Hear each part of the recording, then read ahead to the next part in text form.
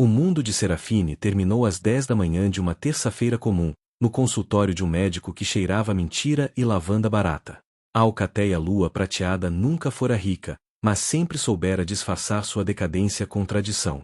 As casas de madeira escura alongavam-se pelas colinas como dentes cariados, e o grande salão, outrora imponente, agora tinha o telhado descaído como um ombro curvado sob o peso do tempo. Foi neste cenário de desgaste silencioso que Serafine cresceu, uma flor selvagem de cabelos flamejantes e olhos cor de âmbar. Seus cachos ruivos eram a única coisa que parecia vibrar de verdade naquele lugar cinza. Nos últimos 14 dias, desde que o anúncio oficial do noivado com Diego, o Alfa, fora feito, uma dor de cabeça sibilante instalara-se em suas têmporas. Uma pressão constante, como se alguém apertasse seu crânio com dedos invisíveis. É o estresse, minha futura Luna, dissera Diego, beijando sua testa com uma ternura que a fez acreditar no amor. Você carrega o futuro da alcateia nos ombros. Mas o futuro, ela descobriu naquela manhã, não estava em seus ombros.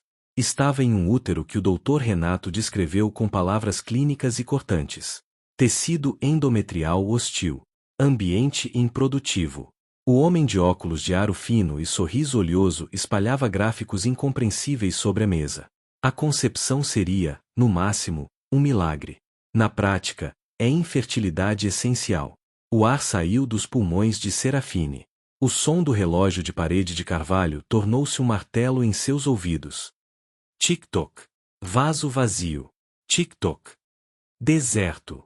Há algum erro? Sua voz saiu rouca, pequena. Os exames são claros, querida. Seu corpo não foi feito para gestar. É uma falha biológica.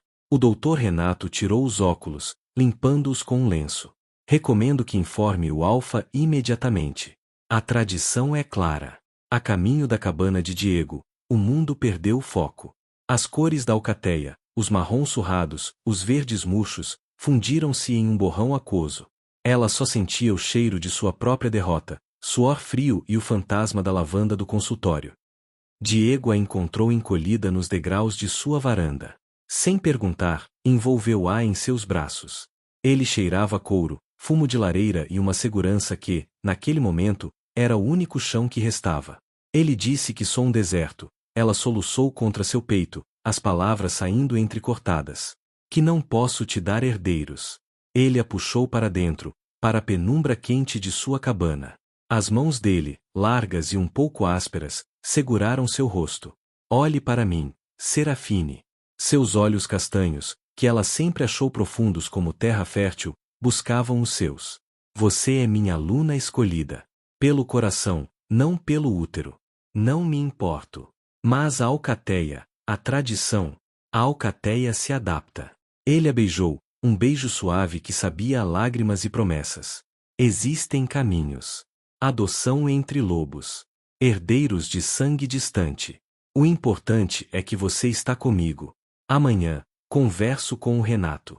Veremos todas as alternativas. Naquela noite, deitada em sua cama solitária, Serafine permitiu-se uma frágil centelha de esperança. O amor dele parecia maior que qualquer tradição.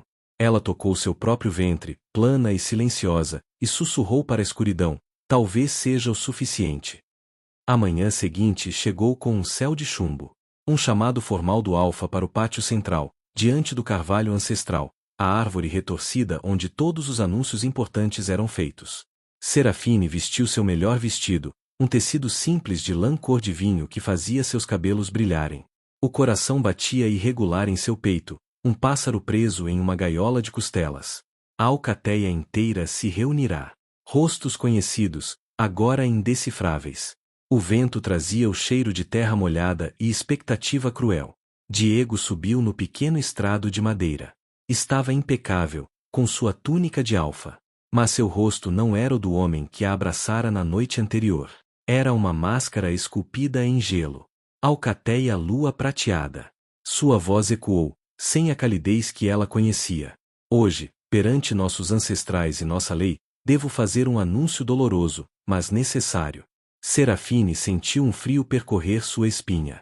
Serafine, da honrada linhagem arauto, minha noiva escolhida. Ele fez uma pausa dramática, seus olhos encontrando os dela por um segundo. Nele, Ela viu um lampejo rápido de algo, angústia, dúvida, antes que se apagasse. Foi submetida a exames médicos. E foi diagnosticada com infertilidade essencial. Seu útero é incapaz de gerar vida. Um murmúrio coletivo varreu a multidão. Serafine sentiu o chão tremer. Incapaz. Essencial. Deserto. As palavras do médico voltaram, agora a armas públicas. Diego, por favor. Ela sussurrou, mas sua voz se perdeu. Uma aluna que não pode garantir a linhagem é um risco para nosso futuro. A voz que cortou o ar era doce como mel envenenado.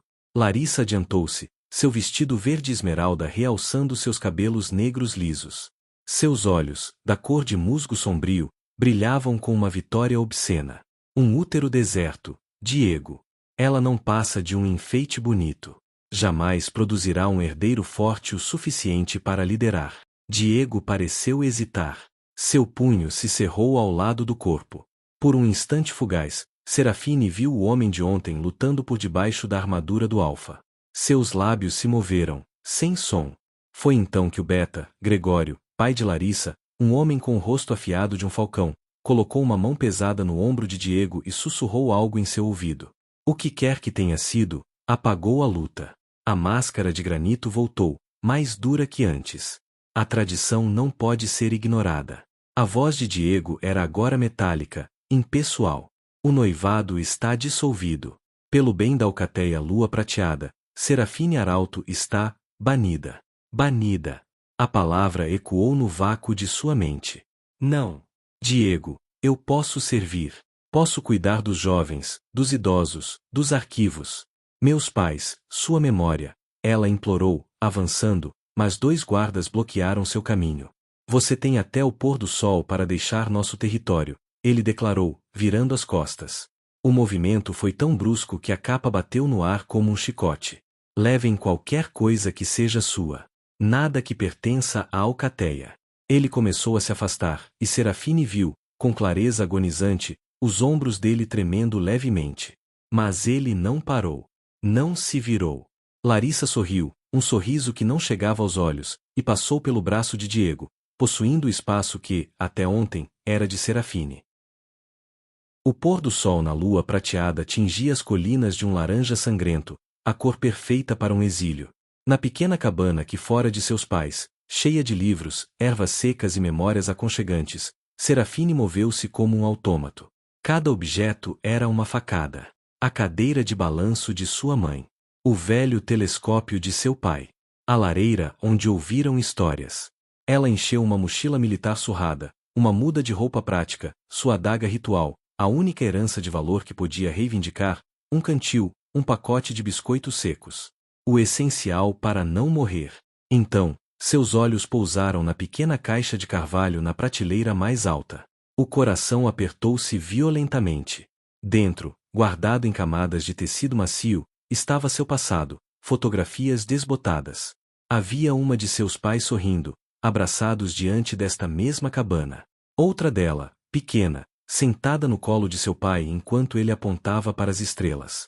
Uma terceira, de sua primeira transformação, sua lobinha ruiva e desengonçada lambendo o rosto da mãe. Eram seu porto seguro visual, sua prova de que um dia foi amada incondicionalmente. As mãos tremeram quando pegou a caixa. Era pequena, leve, caberia na mochila.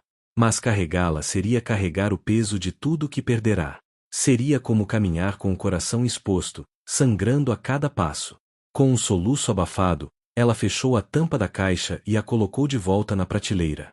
Deixou-as para trás. As fotos, os livros, o cheiro de seus pais, a menina que ela fora.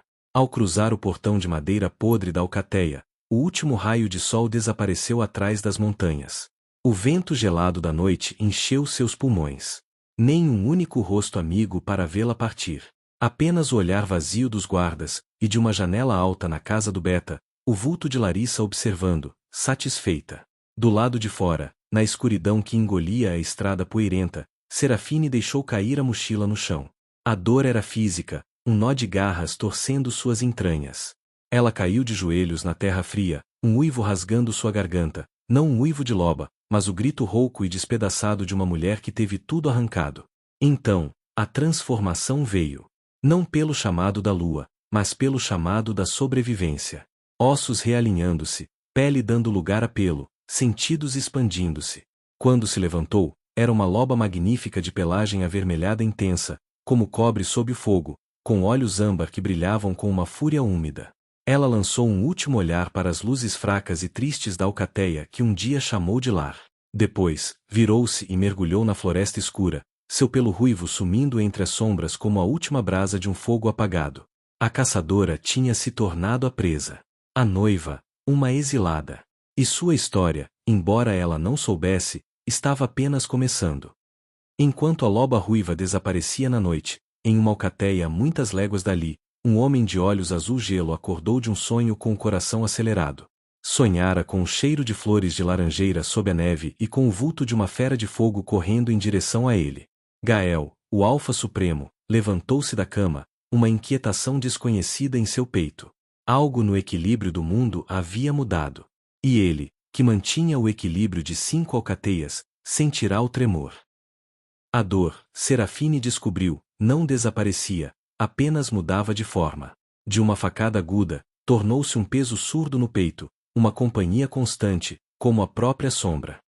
A consciência voltou em ondas. Primeiro, o som, um pássaro cantando, não o grasnar agressivo dos corvos da lua prateada, mas um trinado límpido e complexo. Depois, o cheiro, limão, alecrim e linho limpo, uma combinação tão estranha e revigorante que ela inspirou fundo, enchendo os pulmões como se fosse a primeira vez. Por fim, a visão.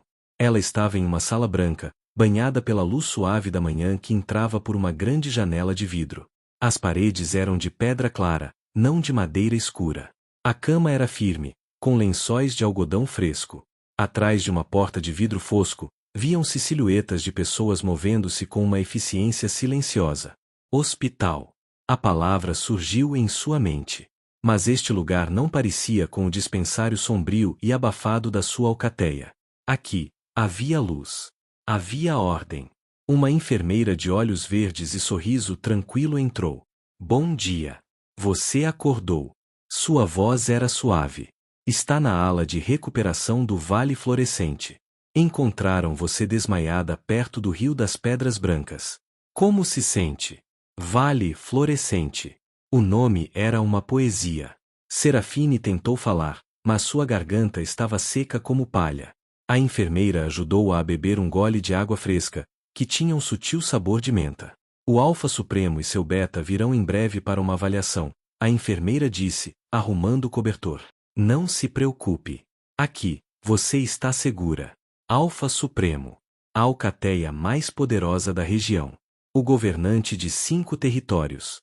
Um frio diferente, não de medo, mas de respeito ancestral, percorreu sua espinha. O que um homem tão poderoso queria com uma exilada quebrada? Gael sentiu o aroma muito antes de chegar ao corredor da ala hospitalar. Era um cheiro que cortava através do odor padrão de antisséptico e plantas medicinais, flor de laranjeira em plena floração, misturada com o calor do sol no veludo e uma nuance profunda de canela. Um cheiro que não era apenas olfativo, era uma experiência sensorial que acalmou instantaneamente a parte dele que estava sempre alerta, sempre calculando, sempre sozinha no topo. Seu lobo interior, uma presença majestosa e taciturna no fundo de sua consciência, ergueu a cabeça. Cheire. Conheça. Era uma ordem, não uma sugestão. Ele entrou na sala acompanhado por Mateu, seu Beta. Seus passos eram silenciosos no piso de pedra polida. Ela estava sentada na cama, envolvida em um roupão cinza simples que deveria ser sóbrio, mas que, contra sua pele pálida e seu cabelo flamejante solto sobre os ombros, parecia um quadro dramático. Estava olhando para Mateu, que a interrogava com uma polidez eficiente. Gael parou no fundo da sala, perto da porta. Seus olhos, da cor de gelo glacial sob o sol da manhã, fixaram-se nela.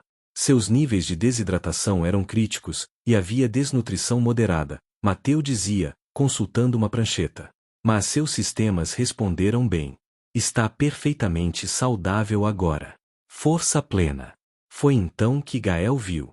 Uma única lágrima escapou do canto de seu olho âmbar e deslizou pelo rosto, silenciosa e teimosa. Ela nem parecia notar. Saudável. A voz dela era um sussurro áspero, carregado de uma amargura que fez os músculos do estômago de Gael se contraírem. Dizem que meu útero é um deserto, que não posso dar filhos, que não funciono direito. Foi por isso que me jogaram fora. A frase ecoou na sala silenciosa. Jogaram fora. Algo dentro de Gael, algo profundo e primitivo, rosnou. Não foi um som audível, mas uma vibração em seu próprio peito. Seu lobo avançou contra as amarras de seu controle, querendo atravessar a sala, colocar-se entre ela e o mundo, e destruir qualquer um que a tivesse feito sentir-se assim. Ele não o fez. Em vez disso, travou a mandíbula com tanta força que doeu. Seus dedos, escondidos nas costas, cerram-se em punhos. Ele precisava sair dali. Agora. Antes que seu controle se rachasse. Sem uma palavra, ele se virou e saiu. Mateu, após um olhar perspicaz para Serafine, seguiu-o. No corredor frio e ensolarado, longe do cheiro hipnotizante dela, Gael conseguiu respirar. Investigue a alcateia lua prateada. Sua voz saiu baixa, mas com uma autoridade que fazia o próprio ar parecer mais denso. Tudo. Suas finanças, suas alianças, a situação do Alfa Diego. E esse diagnóstico. Alfa, ela pode estar mentindo. Emiatel começou, pragmático. Gael o interrompeu com um olhar que poderia congelar lava. Ela não está mentindo. Alguém mentiu para ela. Quero saber quem, e por quê. E chame o Dr. Tel. Peça um exame completo nela. Discreto. Quero saber exatamente o estado de saúde dela, mas que ela não se sinta um animal sendo examinado. Compreende? Mateu assentiu, uma centelha de compreensão em seus olhos experientes. Ele conhecia Gael há tempo suficiente para reconhecer a mudança. Aquele não era apenas o interesse de um governante por uma refugiada problemática. Aquilo era pessoal. Liberada da ala de observação, Serafine foi transferida para um quarto de convalescença com vista para os jardins. O vale florescente era um espetáculo.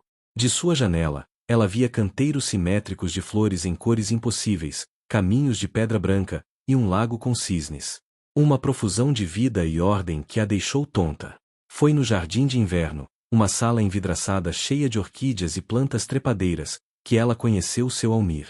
Ele era um velho lobo de pelo grisalho e olhos pequenos e brilhantes como balas de chumbo, preso a uma cadeira de rodas por uma perna engessada. Um tabuleiro de xadrez estava aberto na mesa à sua frente. Você, menina do cabelo de fogo, ele grunhiu, sem cerimônia. Sabe jogar? Serafine, criada por pais estudiosos, sabia. Seu pai adorava xadrez. Embaralhada, ela assentiu. Então sente. Estou cansado de ganhar dos enfermeiros. Eles fazem jogadas patéticas. Nos dias que se seguiram, aquela partida diária tornou-se seu ritual. Seu Almir era um mestre tático, agressivo e impiedoso. Serafine, por sua vez, jogava com uma paciência silenciosa que escondia uma mente estratégica afiada. Eles quase não conversavam, a não ser por comentários ácidos sobre as jogadas. Movimento sentimental. Ele rosnava, quando ela sacrificava um peão para proteger a rainha. É chamado de pensar à frente, senhor. Ela retrucava, suave, alguns movimentos antes de colocar seu rei em xeque-mate. Ele bufava, mas seus olhos brilhavam de respeito. Uma semana depois, ele não a chamava mais de menina do cabelo de fogo. Serafine, ele disse, após ela vencer a terceira partida seguida. Traga-me um chá de gengibre amanhã. O desses idiotas é aguado. Era a maior conquista de sua nova vida. Gael começou a visitá-la. Não todos os dias, mas com uma frequência que não poderia ser apenas protocolo. A primeira vez, ele chegou ao jardim de inverno enquanto ela e seu Almir travavam uma batalha épica. Ficou parado na porta, observando. Serafine estava tão concentrada que só percebeu sua presença quando o velho lobo suspirou dramaticamente. Ah, ótimo! Apertem as fichas. Sua Majestade apareceu. Agora a partida vai ficar chata. Gael aproximou-se, um quase sorriso tocando seus lábios. Seu jogo é tão ruim assim, Almir, que minha presença o atrapalha. Seu jogo é pior, menino. Você joga como governa, controlando todos os quadrados ao mesmo tempo. Sem graça. O velho virou-se para Serafine. Ele está aí parado há 5 minutos só te olhando. Acho que é sua vez. Serafine corou violentamente. Ergueu os olhos e encontrou o olhar de Gael. O azul gelo dele não parecia frio agora. Parecia profundo, intenso, como se estivesse vendo muito mais do que apenas uma mulher em um vestido emprestado. Não quero interromper, Gael disse, sua voz um contralto suave que parecia vibrar no ar entre eles. Já interrompeu, resmungou seu Almir, mas havia uma ponta de diversão em sua voz. Vá, leve-a para dar uma volta. Ela precisa de sol mais do que precisa de mim humilhando-a no xadrez. A volta foi um passeio silencioso pelos jardins de ervas. Gael caminhava ao seu lado, seu tamanho imponente fazendo-a sentir-se pequena, mas não ameaçada. Protegida. O vale florescente é diferente, ela disse, quebrando o silêncio. Foi planejado para ser. Suas mãos estavam entrelaçadas atrás das costas. Beleza e função. Cada planta aqui tem um propósito medicinal ou culinário. Nada é desperdiçado. Nada é apenas ornamental. A palavra pairou no ar. Ornamental. Como um vaso bonito e vazio. Serafine sentiu o rosto esquentar novamente. Ele parou perto de um canteiro de lavanda. Desculpe. Não foi minha intenção. Está tudo bem, ela interrompeu, rápido. É a verdade, não é? Na lua prateada, eu era o enfeite escolhido para o alfa. E quando o enfeite veio com defeito, ela encolheu os ombros, tentando parecer despreocupada e falhando miseravelmente. Gael ficou em silêncio por um longo momento. Então, ele fez algo inesperado. Colheu um ramo pequeno de lavanda e o ofereceu a ela. Defeito é uma palavra usada por quem não sabe ver o valor real das coisas, ele disse, seu dedo acidentalmente tocando dela ao passar o ramo. O contato foi breve, mas enviou um choque quente pelo braço de Serafine. Algumas das melhores ferramentas são as que foram consideradas quebradas e refeitas de maneira única. Ela ficou segurando a lavanda, o cheiro calmante subindo até ela, enquanto observava ele se afastar, seu casaco de couro fino balançando levemente com seus passos largos. Seu Almir estava certo.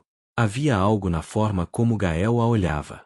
Algo que fazia seu lobo interior, adormecido pela dor, erguer a cabeça e farejar o ar, confusa. No dia seguinte, Gael a convidou para almoçar em seus aposentos privativos. Não era o grande salão, mas uma varanda ensolarada com vista para as montanhas. A comida era simples, mas deliciosa. Pães frescos, queijos, frutas desidratadas. Seu Almir fala muito de você, Gael comentou, servindo-lhe água com fatias de limão. Ele fala mal de todo mundo. É um bom sinal. Gael sorriu, de verdade desta vez, e o efeito foi desarmante. Suas feições severas suavizaram-se, fazendo-o parecer anos mais jovem. Lindo. Perigosamente lindo. Ele disse que você joga xadrez como uma general. Paciente, mas com um golpe mortal escondido. Meu pai me ensinou. Dizia que a vida de uma loba na periferia de uma alcateia decadente exigia mais estratégia do que força. Seus pais eram estudiosos, eu ouvi. O coração de Serafine apertou. Eram. Morreram na febre das sombras, há 8 anos. Eu fiquei sozinha. A admissão saiu mais crua do que ela pretendia. Gael inclinou a cabeça, seu olhar perdendo qualquer resto de distância. A solidão no topo é diferente da solidão na base. Mas ambas são solitárias. Ela olhou, realmente olhou. Para a sombra sob seus olhos azuis, para a linha de tensão em seus ombros que nem mesmo a postura perfeita conseguia esconder. O governante mais poderoso da região era, acima de tudo, um homem que carregava o peso de milhares de vidas sozinho. Você é muito gentil comigo, ela murmurou. Não precisa ser. É precisamente porque não preciso que quero ser, ele respondeu, sua voz grave. E por quê, desde o momento em que entrei naquela sala de hospital, ele parou, como se tivesse dito demais. Seus olhos pousaram nos lábios dela por uma fração de segundo antes de se desviarem para as montanhas. Porque é a coisa certa a fazer. O resto do almoço passou com conversas mais seguras, sobre a colheita, sobre a rotina da alcateia, sobre a estranha paixão de seu Almir por chás amargos. Mas o ar entre eles estava carregado. Cada olhar trocado era um fio elétrico esticado. Cada risada dela fazia os olhos dele brilharem. Quando ele a acompanhou de volta ao seu quarto, pararam na porta. O Dr. Theo virá amanhã para um check-up de rotina, Gael disse, sua mão repousando na maçaneta. É o melhor que temos. Confie nele. Eu confio.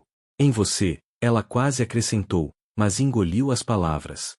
Ele a observou por um longo momento, seu olhar percorrendo seu rosto, seu cabelo, como se estivesse memorizando cada detalhe. Durma bem, Serafine, ele sussurrou, e seu nome em sua boca soou como um feitiço. Ele partiu, e Serafine entrou no quarto, encostando-se na porta fechada, seu coração batendo como um tambor de guerra. Ela estava se afogando. Não na dor, mas em algo muito mais perigoso. Em algo que se parecia muito com esperança. Enquanto Serafine tentava domar o coração acelerado, em seu escritório com vista para os jardins, Gael olhava para o ramo de lavanda que ele, discretamente, guardara em uma gaveta. Mateu entrou, um relatório nas mãos. As notícias da lua prateada não são boas. Alfa. Corrupção endêmica. Dívidas massivas. E o Alfa Diego parece ser uma marionete nas mãos do Beta, Gregório, e de sua filha, Larissa. Gael não respondeu. Seus dedos traçavam o contorno da flor seca. E a menina? Ele perguntou, sem olhar para Mateu. O Dr. Theo está otimista. Diz que ela está excepcionalmente forte, considerando o que passou. Os exames preliminares não mostram nenhum motivo para a alegação de infertilidade.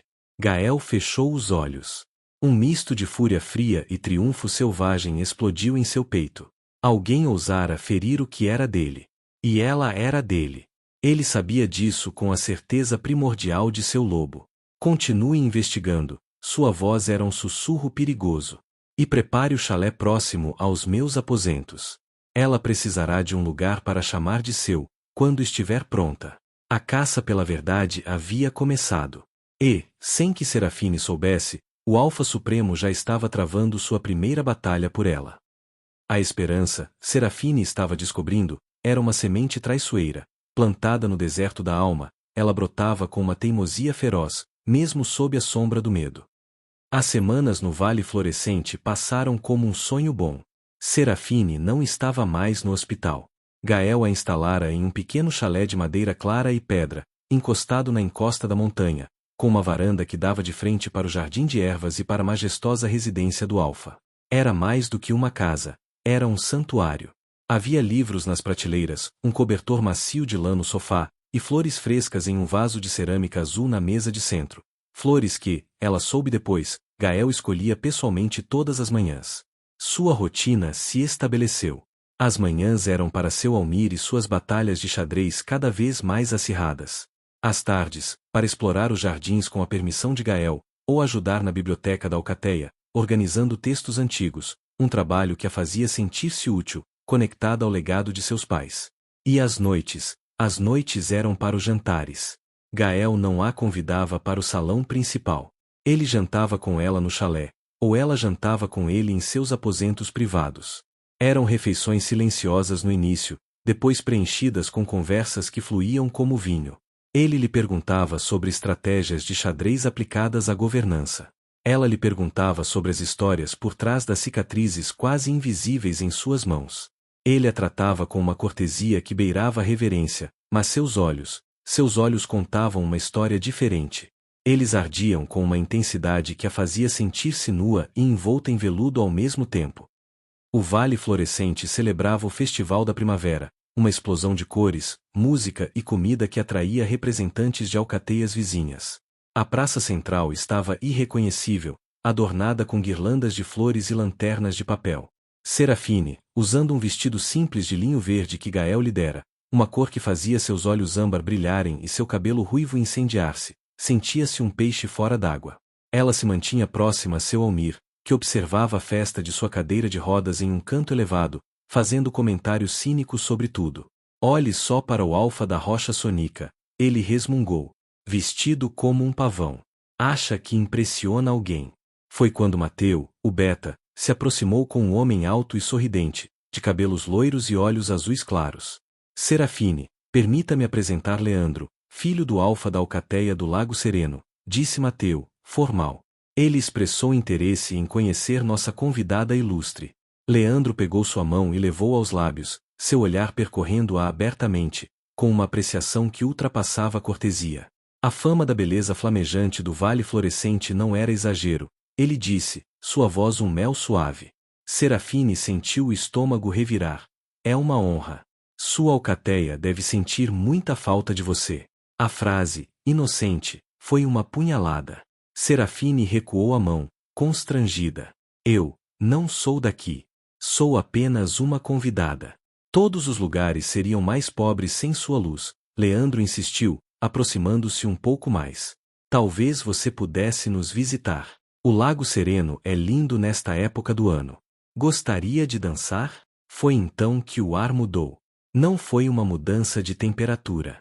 Foi uma mudança de pressão. Como antes de uma tempestade. O burburinho da festa pareceu diminuir. Serafine sentiu antes de ver. Uma presença massiva e silenciosa posicionou-se atrás dela, não a tocando, mas formando uma barreira viva entre ela e Leandro. Gael. Ele não olhava para ela. Seu olhar azul-gelo estava fixo em Leandro, e não havia um traço de calor nele.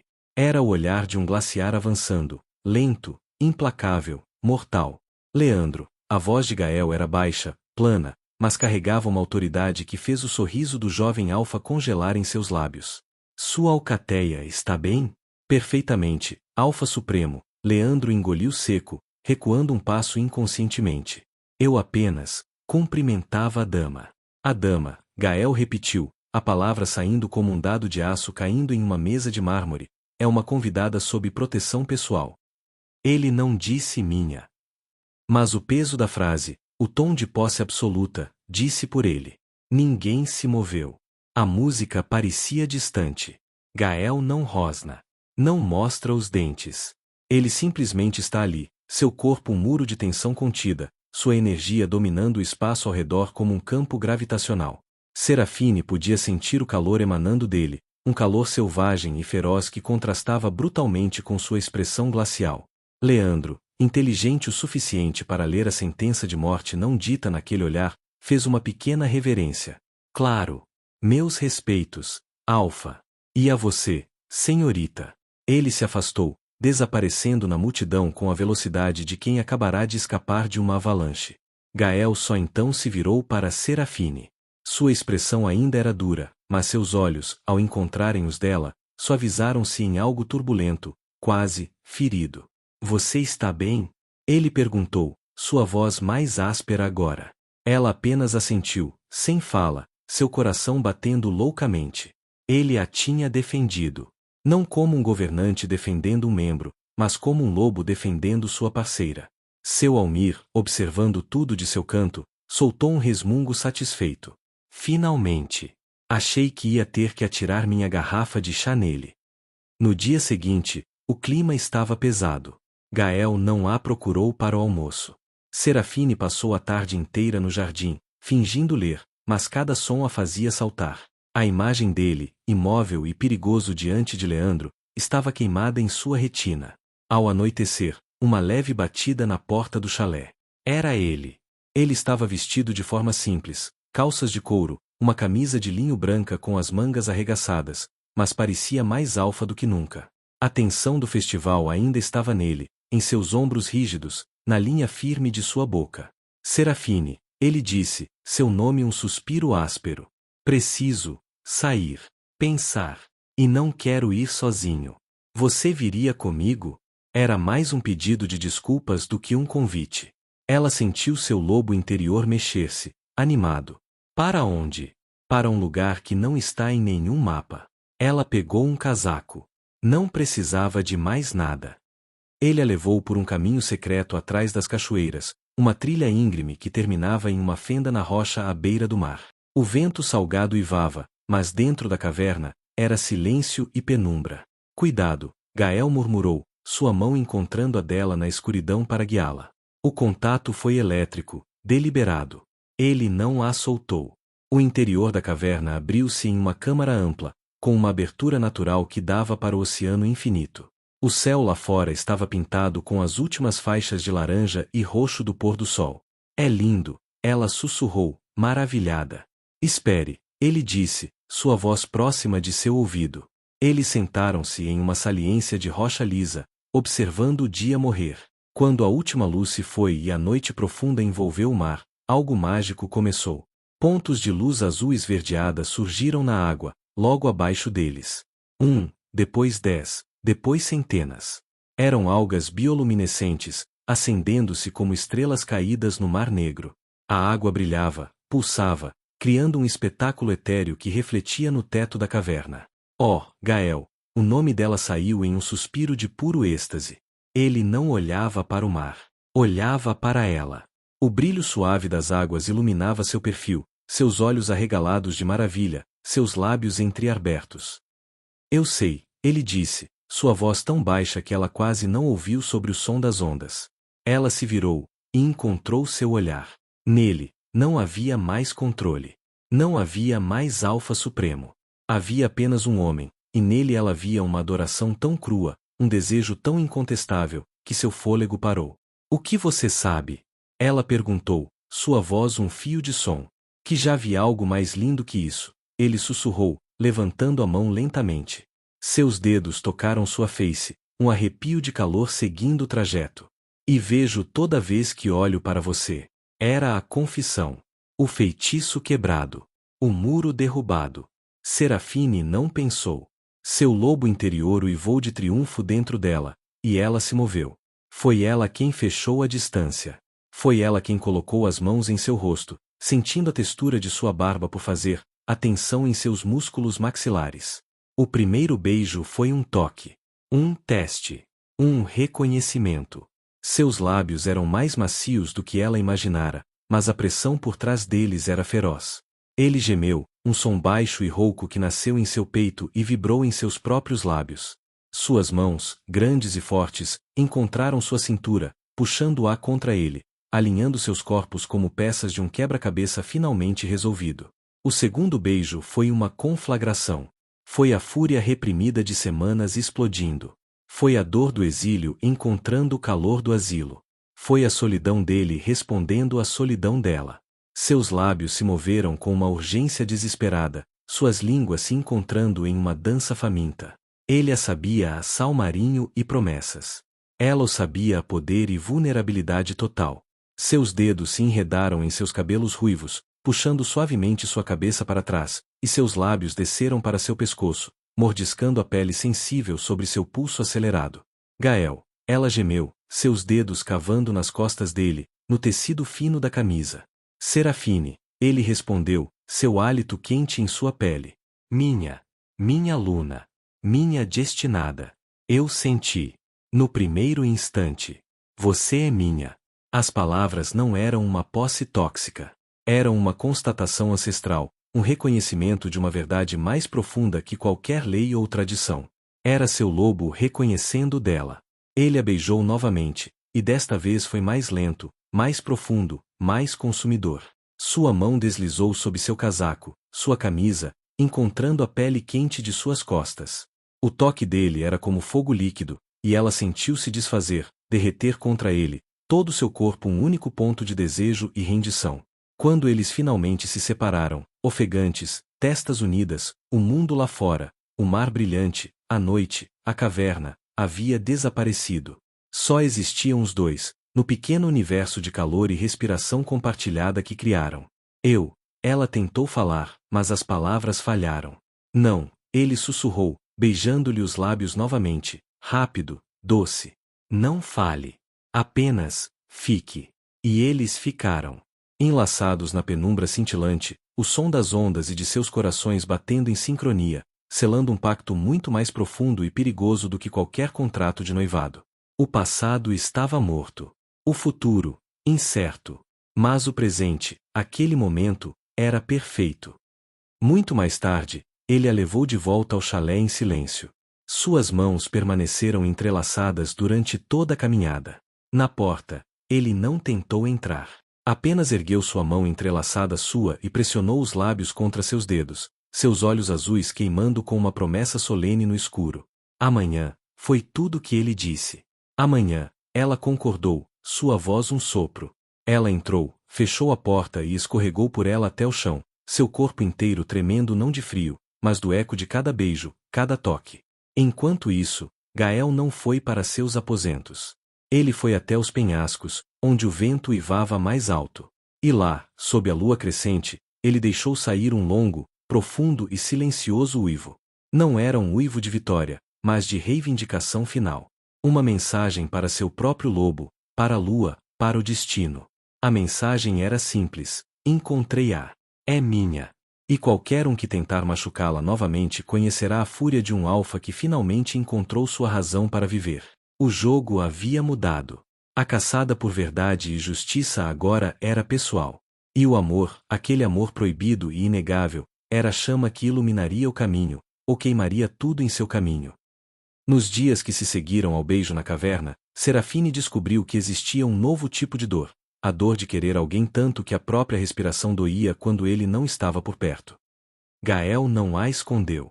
O oposto. Nas manhãs seguintes, ele a buscava no chalé para caminharem juntos até o grande salão, sua mão grande e quente envolvendo a dela com uma posse natural que fez suspiros e olhares seguirem-nos por todo o caminho. Ele não era apenas seu amante em segredo. Ele a tornou sua aprendiz. Sentava ao seu lado em reuniões menores com os chefes de caça e agricultura, pedindo sua opinião depois. Serafine, com sua mente analítica nutrida por anos de estudo e sobrevivência, via ângulos que ele, preso à macrogestão, às vezes perdia.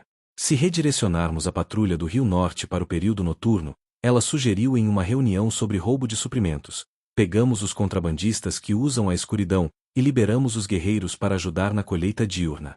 Mateu, o beta, ergueu uma sobrancelha, impressionado.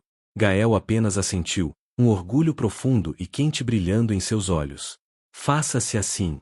À noite, porém, o Alfa Supremo desaparecia, e surgia apenas Gael. O homem que a beijava na varanda do chalé até os joelhos dela fraquejarem. Que a deitava no sofá macio e contava histórias de sua infância solitária, de um pai rígido e uma mãe que morrera jovem. Que a ouvia falar de seus pais com uma atenção reverente, como se cada memória dela fosse um tesouro. Mas havia uma sombra. Uma pequena nuvem no horizonte dourado. 2 semanas após a caverna, Serafine acordou com uma náusea revoltante subindo em sua garganta. Ela correu para o banheiro, seu corpo tremendo. Apenas bile. Nada no estômago. Preocupou-se. A exaustão? O estresse da nova vida? No dia seguinte, foi pior.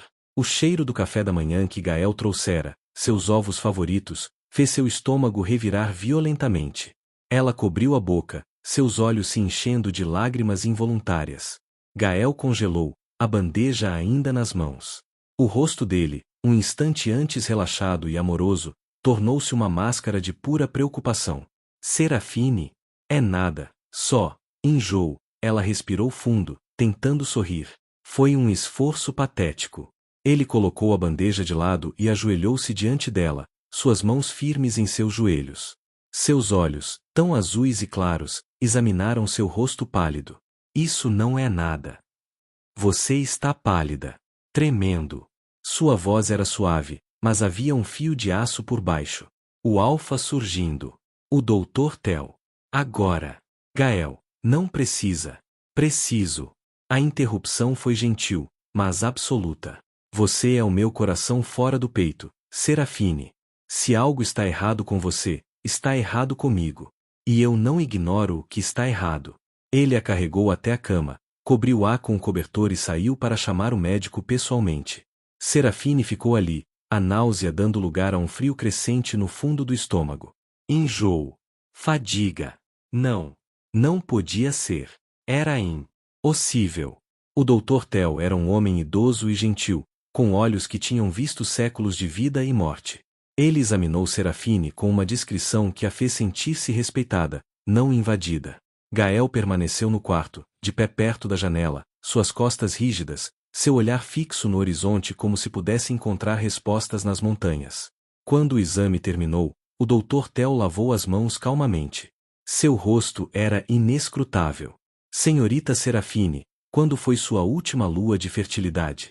A pergunta caiu como uma pedra em um lago gelado. O silêncio que se seguiu foi ensurdecedor. Eu não tenho. Sou. A palavra queimou em sua língua, infértil. O Dr. Tel piscou, lentamente. Então, ele virou-se para Gael. Alfa, Com sua permissão, gostaria de fazer um teste rápido de sangue. Para confirmar. Gael apenas assentiu, um único movimento brusco de sua cabeça. A picada da agulha foi uma alfinetada distante. Serafine observou, entorpecida, enquanto o médico aplicava algumas gotas de seu sangue em uma pequena tira de pergaminho tratada com reagentes mágicos. Os segundos se arrastaram. Então, as linhas do pergaminho começaram a mudar de cor. Um padrão dourado e prateado emergiu, formando um símbolo inconfundível para qualquer lobo, o selo da nova vida cruzada com a marca da lua crescente. Gravidez. Serafine parou de respirar. O mundo desfocou. O rugido em seus ouvidos apagou todos os outros sons. Impossível. Deserto. Vaso vazio. Não, a palavra saiu como um gemido partido. Há um erro. O doutor Renato disse. Ele me examinou. É impossível. Foi então que Gael se moveu. Ele cruzou o quarto em 2 passos largos, mas não foi até ela. Foi até o Dr. Tel. Sua presença era avassaladora, uma tempestade contida em pele humana. Tel, olhe para mim. A voz de Gael era baixa, letalmente calma. Ela está grávida. Você tem certeza absoluta? Absoluta. Alfa. A magia do teste é infalível. E ela está saudável. O bebê é forte.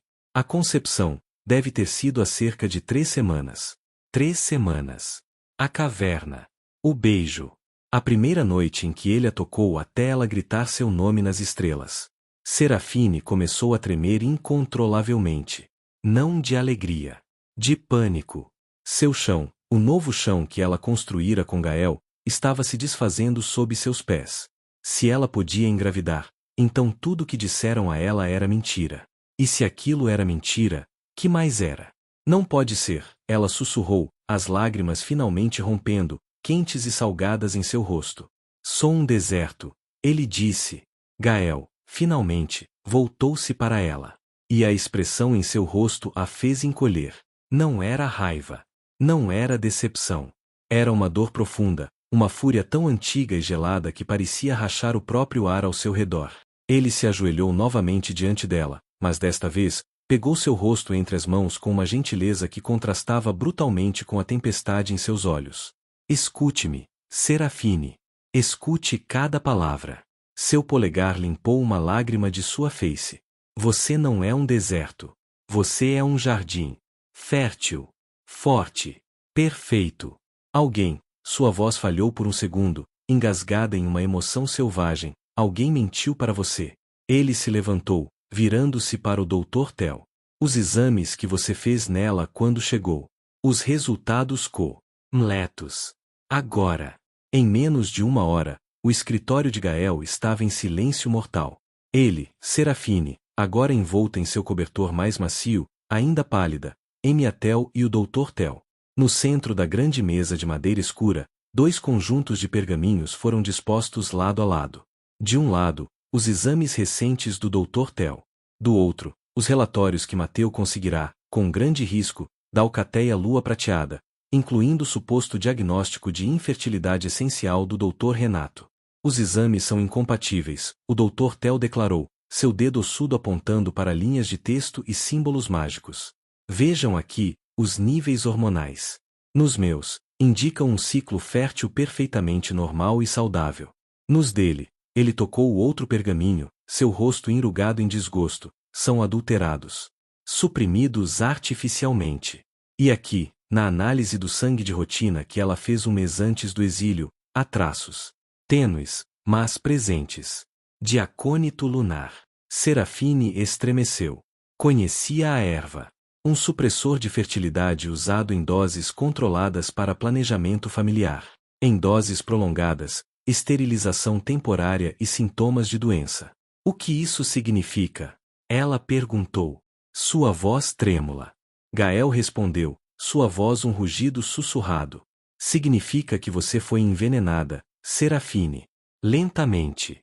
Metodicamente. Alguém administrou acônito lunar em você por semanas. O suficiente para fazer você se sentir mal, para suprimir seus ciclos. E então, pagou um médico corrupto para declarar que você era infértil. Uma mentira perfeita. Gael acrescentou, seu tom sério. Nossos espiões confirmam. A Alcateia Lua Prateada está à beira do colapso financeiro. Diego é um líder fraco. O verdadeiro poder está com o Beta, Gregório, e sua filha, Larissa. Larissa sempre ambicionou ser aluna. Você, Serafine, era o único obstáculo. A última de uma linhagem poderosa, prometida a Diego. Eles não podiam simplesmente removê-la. Então, mancharam-na. Tornaram-na indesejável. As peças se encaixaram com um baque que ecoou na alma de Serafine. As dores de cabeça. A fraqueza. O suposto diagnóstico. O olhar de Vitória de Larissa no pátio. A hesitação de Diego, rapidamente abafada por Gregório. Não era ela. Nunca fora ela. Ela tinha sido vítima de um assassinato de caráter, de um furto de futuro, arquitetado por inveja e ambição. A dor que veio então foi nova. Não era a dor surda do abandono. Era a dor cortante da traição calculada. Uma fúria fria começou a substituir o choque em suas veias. Ela olhou para Gael. Ele a observava, seus olhos escaneando cada microexpressão em seu rosto. Você acredita nisso? A pergunta saiu em um fio de voz. Você acha que eu sabia? Que eu menti para você? A expressão dele se partiu. Ele cruzou a sala e a puxou para seus braços, envolveu-a com uma força que era quase dolorosa, como se pudesse protegê-la de toda a maldade do mundo através da força física. Nunca, ele rosnou contra seu cabelo, sua voz vibrando com emoção pura. Nunca pense isso. Você foi a vítima. A mais corajosa e resiliente vítima que já conheci. Eles tocaram no que é meu. Eles machucaram você. E por isso, ele a soltou o suficiente para olhar em seus olhos. E o que ela viu lá não era mais apenas o amor de um homem, ou a fúria de um amante. Era a justiça iminente de um Alfa Supremo. Por isso, eles vão responder. Não às leis da lua prateada. As minhas leis. Emiatel franziu a testa, pragmático. Alfa, a lei do território é clara. Não podemos intervir militarmente nos assuntos internos de uma alcateia soberana, a menos que haja uma ameaça direta à aliança ou um crime contra a própria natureza lobo. Envenenamento e fraude são crimes internos. Gael virou-se, e pela primeira vez, Serafine viu a máscara do governante perfeito rachar completamente. Seus olhos brilhavam com um fogo primitivo, seus caninos pareciam mais proeminentes. Um crime interno. Sua voz era um rugido contido. Eles envenenaram a minha aluna destinada. Roubaram dela anos de paz, de autoestima. Fizeram-na acreditar que era quebrada. Eles a expulsaram para morrer sozinha. Isso não é um crime contra a Alcateia Lua Prateada, Mateu. É um crime contra a ordem natural que eu jurado proteger. É um crime contra o próprio vínculo que a lua concede. Ele bateu o punho na mesa, não com força bruta, mas com um impacto que fez os pergaminhos saltarem. Minha lei suprema não é um pedaço de pergaminho velho. Minha lei é a justiça. Minha lei é a proteção dos inocentes. E minha lei, sua voz baixou para um sussurro perigosamente doce, seus olhos encontrando os de Serafine, cheios de uma devoção feroz. É ela. Tudo que fiz, tudo que construí, foi para criar um mundo onde uma mulher como ela pudesse florescer em segurança. E eles tentaram matar essa flor antes mesmo que ela desabrochasse. Ele endireitou os ombros, a decisão tomada, seu destino selado. Convoco um julgamento de alfas. Na fronteira neutra. Diego, Gregório, Larissa e o médico serão convocados perante mim e os alfas das outras 3 alcateias da região. Apresentaremos as provas. E exigirei justiça. E se eles se recusarem a comparecer? Emiatel perguntou. Gael sorriu. Não era um sorriso gentil. Era o sorriso de um predador que finalmente cheirou sangue. Então, ele disse, simplesmente, deixarão de ser uma alcateia soberana. Serão declarados párias. E a justiça será administrada de forma mais direta. Ele olhou para Serafine, sua expressão suavizando-se. Você não precisa vir. Você pode ficar aqui, segura, protegida. Ela olhou para ele, para o homem que acreditou nela quando ninguém mais acreditou, que a amou quando ela se achava inamável, que agora estava disposto a desafiar as leis mais sagradas do mundo lobo por ela. Ela tocou sua barriga, ainda plana, onde uma nova vida, uma prova de sua verdade e seu amor, estava crescendo. Eu vou, ela disse, sua voz não mais trêmula, mas firme como aço. Eu vou olhar nos olhos deles. E eu vou ver a verdade sendo desferida como um golpe. Gael estudou-a por um longo momento, vendo não a vítima frágil, mas a luna forte que sempre esteve lá. Então, ele inclinou a cabeça em respeitosa aquiescência. Como minha Lun. A desejar. Na manhã seguinte ao anúncio do julgamento, Serafine encontrou Gael em seu escritório, imerso em mapas e relatórios de dívidas da Alcateia Lua Prateada. Existe outra forma, ela disse, entrando sem bater, sua voz firme. O susto da noite anterior havia solidificado-se em determinação fria. Gael ergueu os olhos, sua expressão suavizando-se imediatamente ao vê-la. Qualquer plano seu, eu ouvirei. Eles estão falidos. A dívida é o verdadeiro cerne do poder de Gregório. Ela aproximou-se, apontando para os números. Você não pode invadir um território soberano, mas pode comprá-lo. Pedaço por pedaço. Credor por credor. Gael ficou em silêncio, seus olhos azuis analisando-a, não como uma amante, mas como uma estrategista. Comprar uma alcateia inteira? Não a alcateia. O território. As terras, as minas, as dívidas.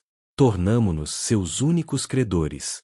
E então, convocamos o julgamento não apenas por envenenamento, mas por falência fraudulenta e má gestão que ameaça a estabilidade regional.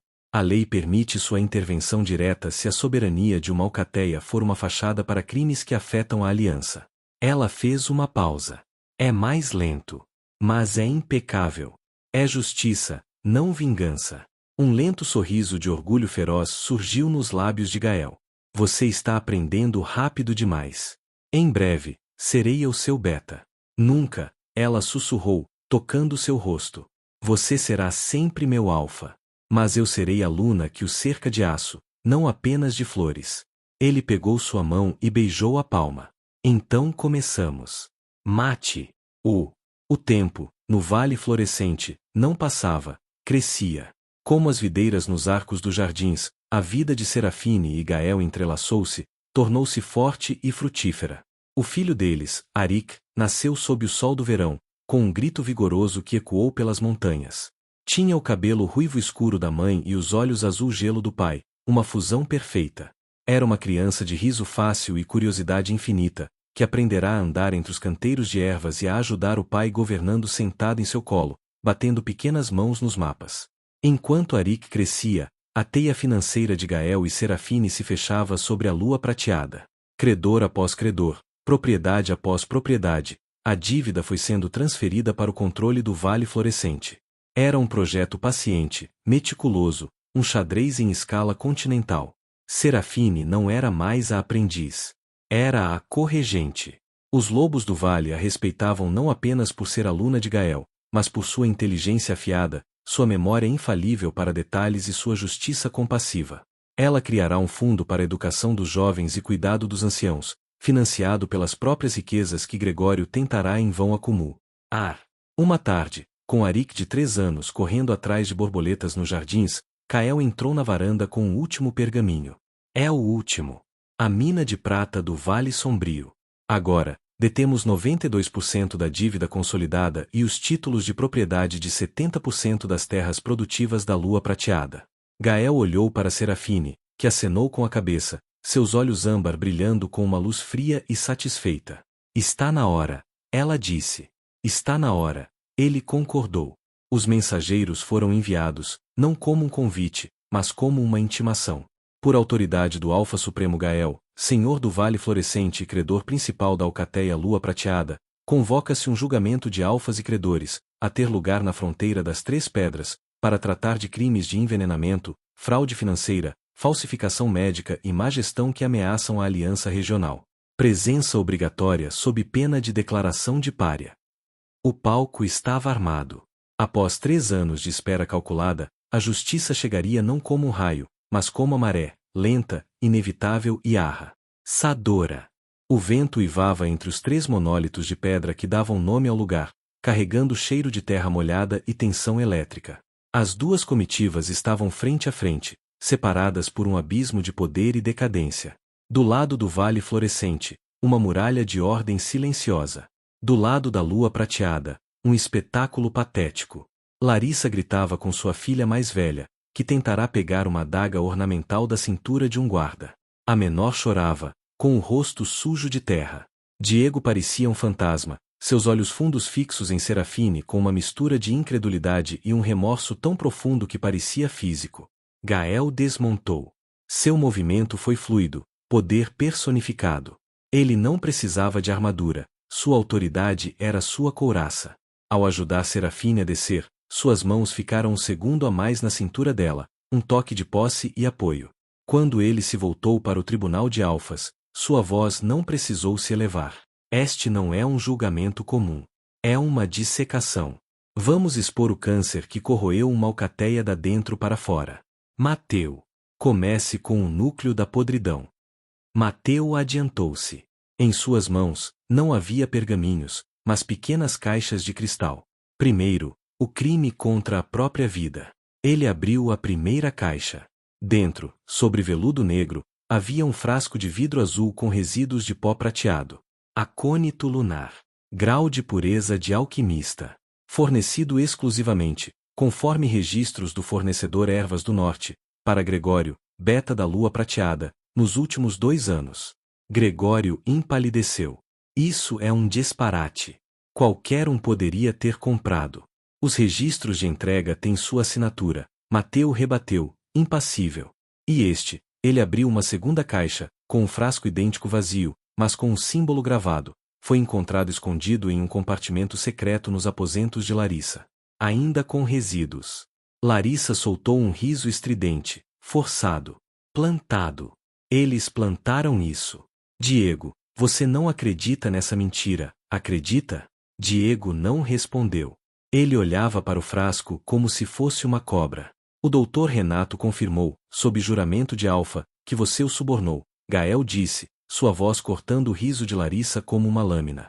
Ele apresentou o laudo falso de infertilidade que você encomendou. Em troca de quê, Larissa? Do lugar de Luna que você nunca mereceria? Ela não merecia. O grito de Larissa saiu involuntário, um jorro de veneno puro. Suas filhas se encolheram. Ela era fraca. Uma sonhadora com livros mofados. Eu fortaleci essa alcateia. Eu trarei alianças. Eu daria herdeiros fortes. Como essas? A pergunta veio de Serafine. Sua voz, calma e clara, silenciou todos. Ela não gritava. Falava com a autoridade gelada de quem segurava todas as cartas. Todos os olhos se voltaram para Rick, que, sentado no colo da enfermeira, observava a cena com uma serenidade perturbadora para uma criança. Ele era a prova viva, ambulante, da maior mentira de todas. Larissa engasgou, seu rosto uma máscara de ódio impotente. Mas o veneno foi apenas o meio. Mateu continuou, como se nunca tivesse sido interrompido. O fim era o poder. E para mantê-lo, Gregório afundou a alcateia em um pântano de dívidas e crimes. Ele ergueu um maço de documentos selados com o brasão da Aliança Licantropa de Desenvolvimento. Estes são os registros de desvio. Dos fundos regionais para a construção de poços, escolas e hospitais, Gregório desviou 2.700.000 em moeda forte. Dinheiro que sumiu em contas fantasmas, em minas improdutivas, em ostentação vazia. Um murmúrio de choque varreu os alfas conselheiros. Isso era um crime contra todos. Mentiras. São todos forjados. Gregório gritou, suando. Diego, diga algo. Você é o alfa. Diego parecia ter sido golpeado. Ele balançou sobre os pés, olhando para Gregório, o homem que fora seu mentor, seu braço direito. Você disse que os empréstimos eram de investidores privados, que a riqueza voltaria. E você acreditou. Porque é um tolo. Um alfa de mentirinha que precisava que eu segurasse sua mão para tudo. A raiva de Gregório, encurralado, virou-se contra seu próprio pupilo. Eu construí a ilusão do seu poder. E ela, ele apontou um dedo trêmulo para Larissa, iria solidificá-la com um herdeiro que eu controlaria. Serafine e sua linhagem antiquada eram um obstáculo a ser removido. Foi a confissão pública.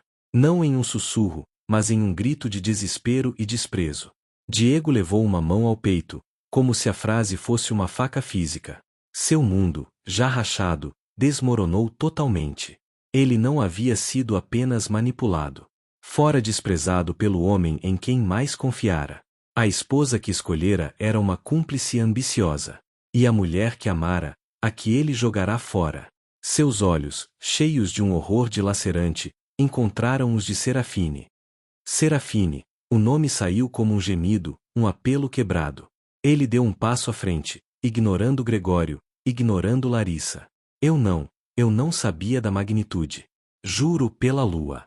Eu era fraco, cego, um covarde, mas nunca quis seu mal verdadeiro.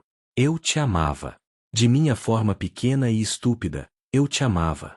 O silêncio foi absoluto. Até o vento pareceu parar para ouvir. Serafine olhou para ele.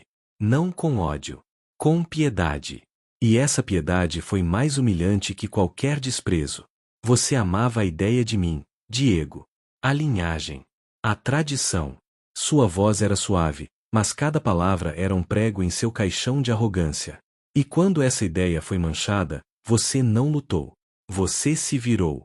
Você me entregou aos lobos para salvar sua própria pele da vergonha. Amor não faz isso. Eu mudei. Ele implorou, lágrimas sujas sulcando seu rosto. Veja o que eles fizeram comigo. Veja no que se tornou minha alcateia. Deixe-me consertar. Com você ao meu lado, nós poderíamos. Foi então que Gael emitiu um som. Não um rosnado. Um sussurro profundo que veio do fundo do peito e fez os ossos de todos tremerem. Seus olhos azuis brilhavam com uma luz predatória. Diego recuou, instintivamente. Você ousa, Gael falou, a calma mais aterrorizante que qualquer gritaria, dizer o nome dela com essa intenção, depois de tê-la jogado na sarjeta? Você acha que há um nós que sobrevive ao que você fez? Ela não é um tapete que você recolhe quando percebe que o chão está frio. Ele deu um passo frente, e Diego recuou outro, esmagado pela presença avassaladora do Alfa Supremo. Ela é minha Luna. Gael declarou, e as palavras eram um selo de propriedade, um fato cósmico. A mãe do meu herdeiro. A estratégia por trás do meu trono. E você é o lixo que ela pisou para chegar até mim. Diego caiu de joelhos. Não por ordem. Por colapso total. A humilhação era completa, visceral, pública. Ele chorou baixo, seus ombros sacudindo, um homem reduzido a nada diante da mulher que destruíra e do homem que a possuía agora. Larissa assistia a cena com os olhos arregalados de horror. Não pelo marido, mas pelo seu próprio futuro desmoronando. Não, isso não pode acabar assim. Eu sou a Luna. Você é nada. Serafine finalmente encarou, e sua voz continha uma frieza que Gael nunca ouvirá antes. Você é uma venenosa, uma ladra e uma mãe negligente que usou suas próprias filhas como peças em um jogo doente. Você não terá poder. Você terá julgamento. E ela olhou para as crianças assustadas, terão uma chance de serem algo diferente de você. Mateu aproveitou o silêncio que se seguiu para declarar, com voz formal. Pelos crimes de tentativa de homicídio por envenenamento, suborno, fraude financeira em escala continental e traição à aliança, este tribunal, baseado nas provas irrefutáveis, decreta, Gregório e Larissa serão levados sob custódia para julgamento pelo Conselho de Alfa Supremos. Diego é destituído de seu título de Alfa, por incapacidade e conivência. A alcateia Lua Prateada é colocada sob protetorado administrativo do Vale Florescente até que a ordem, a justiça e as dívidas sejam restauradas. Os 3 alfas conselheiros assentiam, um após o outro. O destino estava selado. Gregório foi arrastado, gritando. Larissa, em silêncio chocante, foi levada, seus olhos fitando Serafine com um ódio que prometia 1000 vinganças que nunca se realizariam. Diego ficou ajoelhado na poeira, sozinho no centro do círculo, o símbolo vivo de tudo que se perdeu por ambição, covardia e mentiras. Gael se voltou para Serafine. A fúria do predador desapareceu, substituída por uma devoção profunda. Ele estendeu a mão para ela. Ela pegou, seus dedos entrelaçando-se com os dele com uma força que falava de parceria, não de submissão. Juntos, diante dos escombros do passado dela, eles viraram as costas para a ruína e começaram a caminhar de volta para o seu futuro. A justiça não era doce. Era amarga e de ferro. E para Serafine, que provara do amargo e agora forjara o ferro, Era o único sabor da verdadeira vitória. 2 anos depois. O sol da tarde no vale florescente não caía, dourava. Banhava os jardins em um manto de luz âmbar que fazia as pétalas das rosas trepadeiras brilharem como vitrais e aquecia a pedra clara da varanda onde Serafine descansava. Ela estava reclinada em uma chaise longue de vime, uma mão descansando sobre a curva suave, mas inconfundível, de sua barriga. 6 meses. Outro menino, já dissera o médico. Outro pequeno guerreiro para adicionar risos e travessuras à casa. Seus olhos, porém, não estavam em seu ventre. Estavam no jardim abaixo.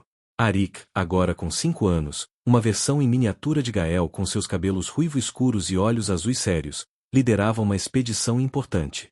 Suas tropas. As 2 irmãs, Isadora, agora com 5 anos, e Lívia, com 4, filhas de Larissa.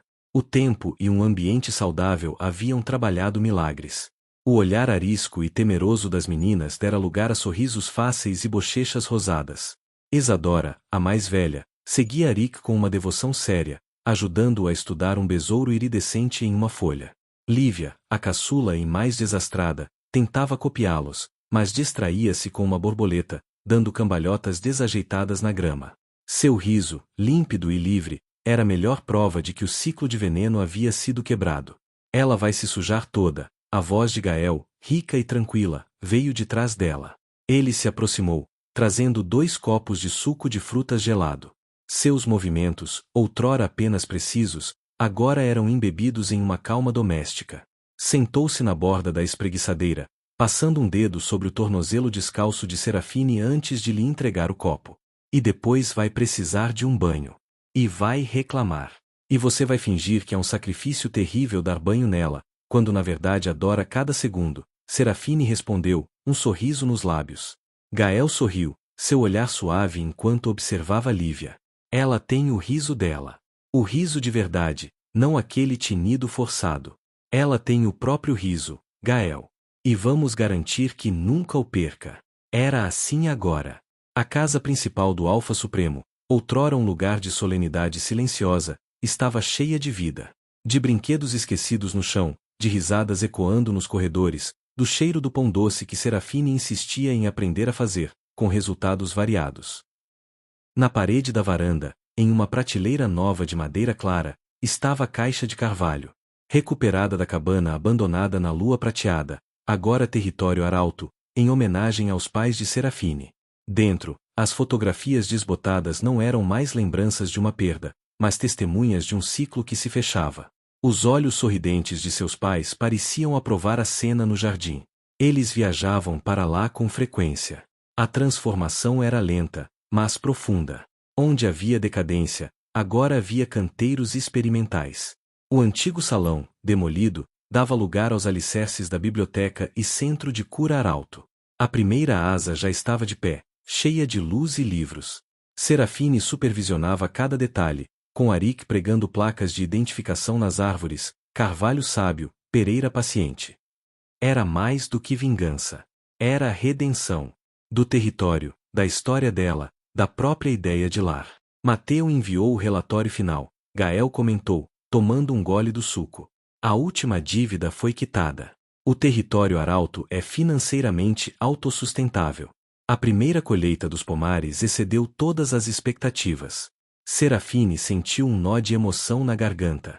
Autossustentável. Livre. E Diego? Ela perguntou, sem amargura, apenas curiosidade. Trabalha como guarda florestal no extremo norte do território. É bom no que faz. Vive em silêncio. Pediu, na última vez, para que eu lhe dissesse. Gael fez uma pausa, escolhendo as palavras. Que ele está feliz por saber que as fotos estão com você. Ela assentiu. Era o bastante. O perdão total talvez nunca viesse, mas a paz, sim. Ela a tinha conquistado. No jardim, Lívia tropeçou e caiu de bumbum na grama. Por um segundo, seu lábio inferior tremeu. Antes que o choro começasse, Arik se ajoelhou ao seu lado, sério como um pequeno médico. Foi só um susto, Lívia. Olha, o besouro quer te conhecer. Ele colocou o inseto cuidadosamente em sua mão minúscula. O deslize foi esquecido, substituído por um deslumbramento. Serafine sentiu o bebê chutar, uma leve borboleta de vida dentro dela. Ela levou a mão de Gael até sua barriga. Sente. Ele ficou imóvel, seus olhos azuis se arregalando quando sentiu o pequeno pontapé. Uma onda de amor tão intensa e crua passou por seu rosto que Serafine pensou que seu próprio coração ia parar. Ele será tão teimoso quanto o irmão, Gael murmurou, sua voz rouca. Espero que sim. O mundo precisa de homens que saibam o que querem e lutem pelo que é certo. Ela sussurrou de volta, seus dedos entrelaçando-se com os dele sobre a vida que crescia. Como o pai. Ele se curvou e beijou sua barriga, um beijo suave e promissor. Então, beijou seus lábios, um beijo lento e doce que ainda, após todos aqueles anos, conseguia fazer o mundo desaparecer. Quando se separaram, o pôr do sol havia começado, tingindo o céu de rosa e ouro. As três crianças corriam em círculos, suas silhuetas alongadas pela luz baixa, seus gritos de alegria eram a trilha sonora perfeita. Você conseguiu, você sabe, Gael disse, seu olhar percorrendo o jardim, a casa, ela. Construiu tudo o que disseram que você nunca poderia ter. Uma família. Um lar. Um legado. Serafine encostou a cabeça no ombro dele, observando seu mundo. O filho. As duas meninas que haviam encontrado refúgio. O marido que era seu porto seguro e seu maior desafio. O futuro que batia suavemente em seu ventre. Ela olhou para as fotos na parede, para os sorrisos congelados no tempo. Vejam, pensou para seus pais. O deserto floresceu. Não construí sozinha, ela corrigiu suavemente, apertando a mão dele. Construímos juntos. E naquele instante perfeito, envolta pelo calor do crepúsculo e pelo som da felicidade que ela mesma ajudara a plantar, Serafine soube, com uma certeza que vinha das profundezas de sua loba e de sua alma de mulher. A história dela, que começara com um diagnóstico de deserto, terminava aqui. Não com um ponto final, mas com uma vírgula longa e feliz, na página infinita de uma vida que, finalmente, era totalmente deu. Fim.